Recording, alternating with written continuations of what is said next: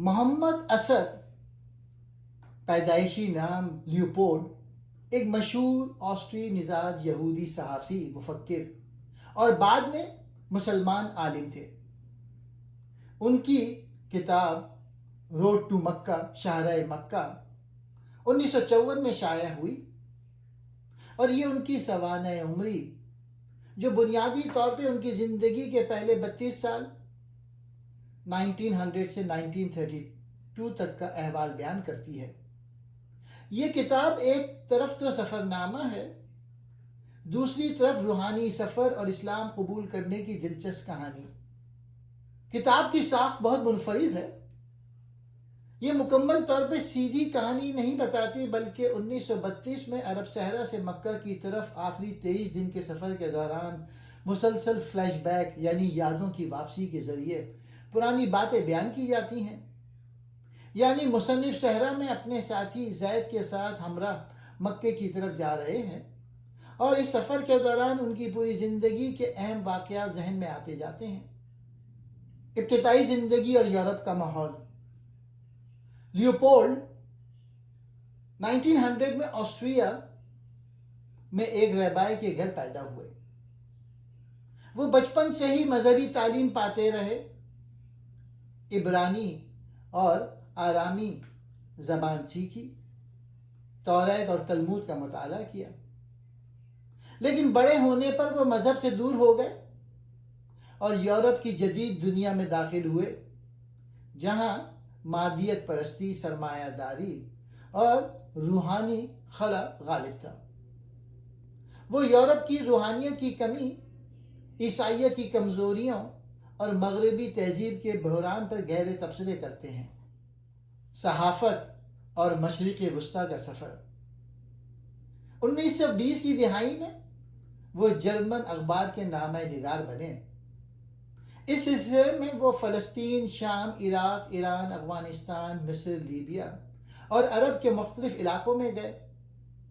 وہ عربوں کی زندگی، بدھوں کی قبائل کی روایات، اسلامی اقدار اور قرآن سے قریب سے متعارف ہوئے۔ اس سفر کے دوران انہوں نے محسوس کیا کہ مغربی تہذیب مادی ترقی تو رکھتی ہے مگر روحانی سکون کم ہے۔ عربوں کی سادہ زندگی میں فطری توازن اور روحانیت موجود ہے۔ یہ مشاہدات ان کے ذہن میں اسلام کے بارے میں دلچسپی پیدا کرتے گئے۔ قرآن کا اثر۔ انہوں نے قرآن کا گہرا مطالعہ شروع کیا۔ قرآن پڑھتے ہوئے انہیں محسوس ہوا کہ یہ کتاب انسان کی عقل کو بھی مخاطب کرتی ہے۔ اس میں زندگی کے ہر پہلو کی رہنمائی موجود ہے۔ قرآن کے پیغام نے ان کے دل و دماغ کو بہت متاثر کیا۔ فیصلہ کن لمحہ۔ کتاب میں وہ ایک واقعہ بیان کرتے ہیں کہ ایک دن انہوں نے قرآن کی کچھ آیات پڑھی جن میں انسان کی غفلت اور دنیا کے بے مقصد دوڑ کا ذکر تھا۔ انہیں اچانک محسوس ہوا کہ یہ پیغام صرف پرانے عربوں کے لیے نہیں بلکہ جدید انسان کے لیے بھی اتنا ہی سچا ہے۔ یہ لمحہ ان کے لیے روحانی بیداری کا سبب بنا۔ قرآن پڑھتے ہوئے انہیں یہ احساس ہوا کہ قرآن انسان کی فطرت سے ہم آہنگ ہے۔ اس میں عقل، اخلاق اور روحانیت کا توازن ہے۔ ان کے مطابق قرآن کا پیغام انسانی عقل اور دل دونوں کو متاثر کرتا ہے۔ ایک دن وہ ٹرین میں بیٹھے ہوئے تھے۔ اسد نے اپنے ارد گرد کے مسافروں کا بغور مشاہدہ کیا۔ انہوں نے دیکھا کہ وہاں موجود لوگ تمام اچھے لباس میں ملبوس تھے، بظاہر خوشحال تھے اور ایک ترقی یافتہ تہذیب کا حصہ تھے۔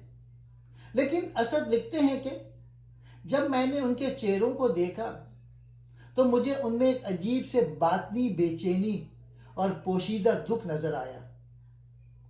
ان کی آنکھوں میں کوئی چمک نہیں تھی بلکہ ایک ایسی پیاس تھی جو مادی چیزوں سے نہیں بجھ رہی تھی۔ انہیں محسوس ہوا کہ یہ لوگ مادی ترقی کے باوجود اپنی روح کھو چکے ہیں اور ایک ایسی دوڑ میں لگے ہیں جس کی کوئی منزل نہیں ہے۔ قرآن مجید کی گواہی سورہ تکاثر۔ جب وہ گھر پہنچتے تو ان کی نظر میز پہ کھلے ہوئے قرآن مجید کے نسخے پہ پڑی۔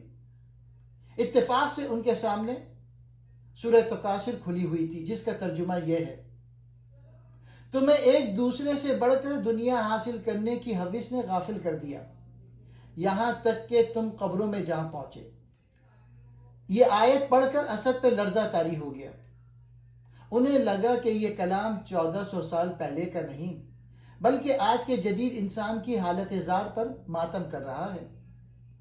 ان کے ذہن میں ٹرین والے مسافروں کے چہرے گھوم گئے جن پر وہی زیادتی کی ہوس التکاثر لکھی ہوئی تھی، حتمی فیصلہ۔ انہیں اس بات کا یقین ہو گیا کہ قرآن کوئی انسانی کوشش نہیں بلکہ وحی الہی ہے، کیونکہ ایک ریگستان میں رہنے والا انسان صدیوں پہلے جدید دور کے اس نفسیاتی مرض کی اتنی درست نشاندہی نہیں کر سکتا تھا۔ اسی وقت انہوں نے ایک مقامی برلن مسجد کے امام کے پاس جا کے کلمہ شہادت پڑھا اور اپنا نام محمد اسد رکھا۔ محمد اسد کے لیے اسلام صرف ایک مذہب نہیں بلکہ ایک ایسی حقیقت تھی جس نے ان کے تمام ذہنی الجھنوں کو سلجھا دیا تھا۔ ان کا قبول اسلام عقل اور مشاہدے کا ملاپ تھا۔ محمد اسد کے قبول اسلام کے بعد ان کے خاندان، خاص طور پہ ان کے والد کے ساتھ تعلقات میں ایک دردناک موڑ آیا۔ چونکہ وہ ایک معزز یہودی گھرانے سے تعلق رکھتے تھے، اس لیے ان کا یہ فیصلہ ان کے خاندان کے لیے ناقابل قبول تھا۔ والد کا شدید صدمہ۔ محمد اسد کے والد ایک بیرسٹر تھے اور وہ اپنے بیٹے کو ایک کامیاب یورپی دانشور کے طور پہ دیکھنا چاہتے تھے۔ جب انہیں اسد کے مسلمان ہونے کی خبر ملی تو انہوں نے اسے محض ایک وقتی جنون سمجھا۔ انہوں نے اسد کو خطوط لکھے جن میں شدید ناراضگی اور دکھ کا اظہار کیا۔ تعلقات کا خاتمہ۔ والد نے واضح کر دیا کہ اگر اسد اپنے اس فیصلے پر قائم رہتے ہیں تو ان کا خاندان سے کوئی تعلق نہیں رہے گا۔ محمد اسد نے اپنی کتاب میں لکھا کہ ان کے والد نے ان سے بات کرنا بند کر دی اور انہیں اپنے گھر کے دروازے پر اجنبی قرار دے دیا۔ یہ ان کے لیے ایک بہت بڑا جذباتی صدمہ تھا کیونکہ وہ اپنے والد کا احترام کرتے تھے۔ بہن کا رویہ۔ ان کی بہن نے بھی اس فیصلے کو قبول کرنے سے انکار کر دیا۔ حالانکہ اسد نے انہیں خطوط کے ذریعے اپنے دل کی کیفیت اور اسلام کی حقیقت سمجھانے کی بہت کوشش کی۔ ان کا خیال تھا کہ اسد نے اپنے جڑوں اور روایات سے غداری کی ہے۔ ہولوکاسٹ کا واقعہ۔ تعلقات کی یہ دوری اس وقت مزید بڑھ گئی جب دوسری جنگ عظیم شروع ہوئی۔ محمد اسد اس وقت سعودی عربیہ اور پھر ہندوستان، موجودہ پاکستان کے معاملات میں مصروف تھے۔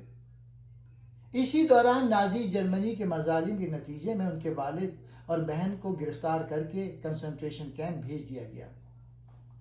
بدقسمتی سے اسد کو برسوں تک ان کی خیر خبر نہ مل سکی اور بعد میں معلوم ہوا کہ ان کا پورا خاندان اس ہولوکاسٹ میں ہلاک ہو گیا۔ اسد کو اس بات کا ہمیشہ ملال رہا کہ وہ اپنے خاندان سے دوبارہ نہ مل سکے اور نہ ہی انہیں اپنی تبدیلی مذہب کی اصل وجہ سمجھا پائے۔ محمد اسد کی مکے کی طرف پہلی ہجرت اور وہاں ان کا قیام ان کی زندگی کا سب سے پرسکون اور روحانی دور تھا۔ یہ محض ایک سفر نہیں تھا بلکہ ایک نئی شناخت کو اپنانے کا عمل تھا۔ پہلی روانگی 1927۔ قبول اسلام کے کچھ عرصے بعد محمد اسد نے اپنی اہلیہ اور ان کے بیٹے کے ساتھ مکے کا رخ کیا۔ وہ برلن کی مصنوعی زندگی سے دور ایک ایسی جگہ جانا چاہتے تھے جہاں وہ اپنے نئے عقیدے کو اس کی اصل روح کے ساتھ سمجھ سکے۔ حج اور روحانی تجربہ۔ جب وہ پہلی بار مکہ پہنچے اور بیت اللہ پہ ان کی نظر پڑی تو وہ اس کے جاہ و جلال اور سادگی سے بے حد متاثر ہوئے۔ انہوں نے حج کے مناسک ادا کیے اور اپنی کتاب میں لکھا کہ کس طرح طواف کے دوران انہیں محسوس ہوا کہ وہ پوری انسانیت کے ساتھ ایک مرکز پہ جمع ہیں۔ شاہ عبدالعزیز ابن سعود سے دوستی۔ مکے میں قیام کے دوران محمد اسد کی ملاقات سعودی عرب کے بانی شاہ عبدالعزیز ابن سعود سے ہوئی۔ شاہ ان کی ذہانت اور عربی زبان پہ ان کی گرفت سے بہت متاثر ہوئے اور جلد ہی اسد ان کے قریبی دوستوں اور مشیروں میں شامل ہو گئے۔ وہ شاہ کے ساتھ صحرائی اسفار پر بھی جاتے تھے۔ جس سے انہیں بدوئی طرز زندگی کو قریب سے دیکھنے کا موقع ملا۔ اہلیہ کی وفات کا صدمہ۔ مکے پہنچنے کے محض 9 دن بعد ان کی اہلیہ انتقال کر گئیں۔ یہ اسد کے لیے ایک بہت بڑی آزمائش تھی، لیکن انہوں نے اسے اللہ کی رضا سمجھ کر قبول کیا اور مکہ ہی میں قیام جاری رکھا۔ انہوں نے وہاں تقریباً 6 سال گزارے، جہاں انہوں نے عربی زبان، فقہ اور حدیث کا گہرا مطالعہ کیا۔ صحرا کی محبت۔ محمد اسد کو عرب کے صحرا سے عشق ہو گیا تھا۔ وہ اسے پاکیزگی کی علامت سمجھتے تھے۔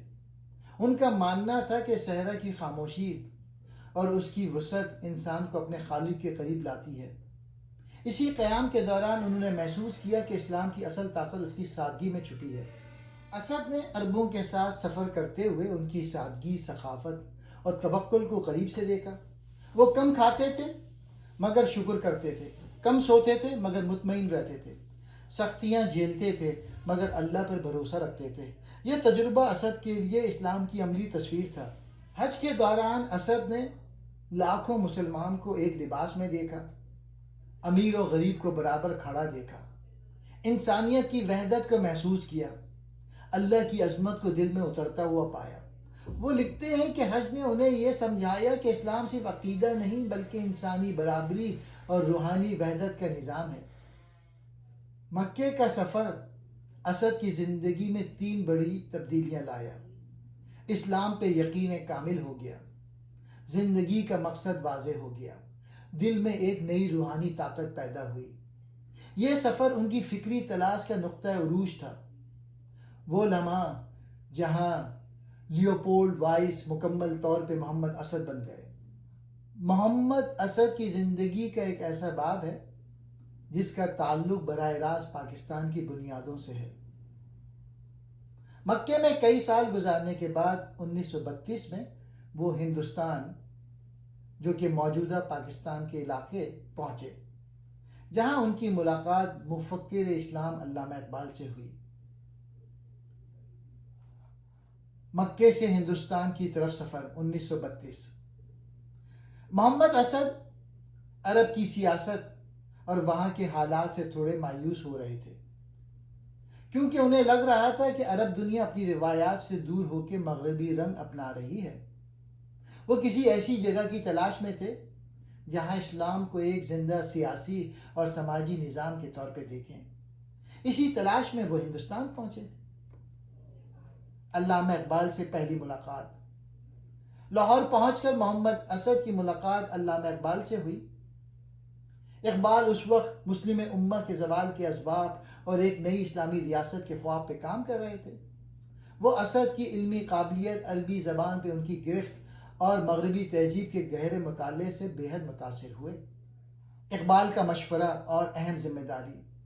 علامہ اقبال نے محمد اسد کو مشورہ دیا کہ وہ واپس یورپ یا عرب نہ جائیں بلکہ ہندوستان ہی میں قیام کریں۔ اقبال کے اس مشورے کے پیچھے چند اہم وجوہات تھیں۔ نئی ریاست کا فکری ڈھانچہ۔ اقبال چاہتے تھے کہ اسد اپنی علمی صلاحیتوں کو ایک ایسی جدید اسلامی ریاست کی تشکیل کے لیے استعمال کریں جس کا خواب وہ دیکھ رہے تھے۔ اسلامی قوانین کی تشریح۔ اقبال کا خیال تھا کہ اسد جیسا شخص جو مغرب اور مشرق دونوں کو جانتا ہے، اسلام کے قانونی اور سیاسی نظام کی ایسی تشریح کر سکتا ہے جو جدید دور کے تقاضوں کے مطابق ہو۔ تحریک پاکستان۔ اقبال نے انہیں قائل کیا کہ وہ بر صغیر کے مسلمانوں کی بیداری کے لیے کام کریں۔ عرفات جریدے کا آغاز۔ اقبال ہی کی حوصلہ افزائی پہ محمد اسد نے لاہور سے ایک علمی جریدہ عرفات نکالنا شروع کیا، جس میں وہ اسلام کے سیاسی اور سماجی پہلوؤں پہ مضامین لکھتے تھے۔ ان تحریروں نے اس وقت کے مسلم نوجوانوں اور دانشوروں پہ گہرے اثرات مرتب کیے۔ علامہ اقبال اور محمد اسد کا ساتھ اگرچہ طویل نہ رہ سکا کیونکہ 1938 میں اقبال کا انتقال ہو گیا، لیکن اقبال کے مشورے نے اسد کی زندگی کا رخ بدل دیا۔ بعد میں قیام پاکستان کے بعد محمد اسد کو پاکستان کی وزارت خارجہ میں اہم ذمہ داریاں دی گئیں اور وہ اقوام متحدہ میں پاکستان کے پہلے سفیر بھی رہے۔ پاکستانی شہریت۔ وہ پہلے غیر ملکی تھے جنہیں باقاعدہ طور پہ پاکستانی پاسپورٹ جاری کیا گیا اور وہ خود کو فخر سے پاکستانی کہتے تھے۔ اپنی زندگی کے آخری برسوں میں انہوں نے اپنا سب سے بڑا علمی کام شروع کیا، یعنی قرآن مجید کا انگریزی ترجمہ اور تفسیر۔ یہ کام انہوں نے تقریباً 17 سال کی محنت کے بعد مکمل کیا۔